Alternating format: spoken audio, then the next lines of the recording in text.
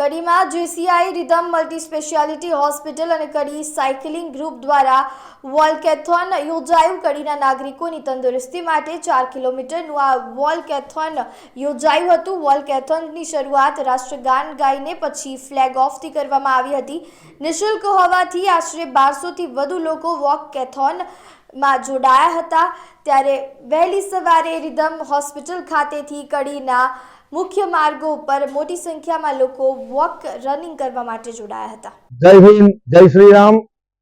आज विवेकानंद जयंती उपलक्ष्य में कड़ी जेसीआई तरफ थी, जेसीआई कड़ी जूनियर चैम्बर इंटरनेशनल तरफ थी तथा रिधम मल्टी स्पेशियालिटी हॉस्पिटल तरफ थी आज रोज वॉकाथोन નું આયોજન કરવામાં આવ્યું।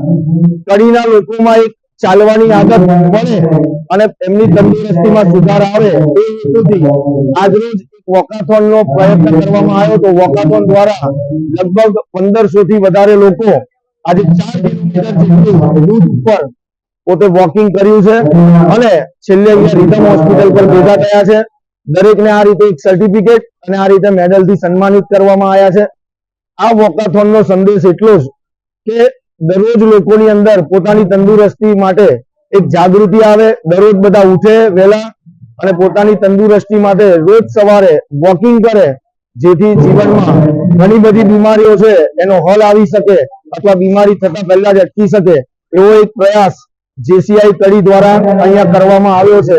આજે તારીખ 12 જાન્યુઆરી 2025 ના રાષ્ટ્રીય યુવા દિવસ નિમિત્તે rhythm multi speciality hospital JCI Kadi અને કડી સાયકલિંગ ગ્રુપ દ્વારા એક ખૂબ જ સુંદર મજાનું વોકાથોન 2025 નું આયોજન કરવામાં આવ્યું, જેમાં કડીના 1200 થી વધુ લોકોએ ભાગ લીધો।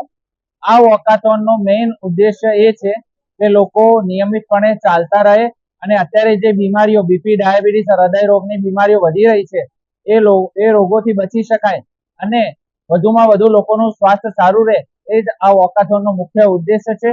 કડીની જનતાએ જે આ વોકાથોનને ખૂબ જ સારો રિસ્પોન્સ આપ્યો છે એ માટે કડીની જનતાનો rhythm multi speciality hospital, JCI Kadi અને કડી સાયકલિંગ ગ્રુપ વતી હું ખૂબ ખૂબ આભાર માનું છું। આભાર।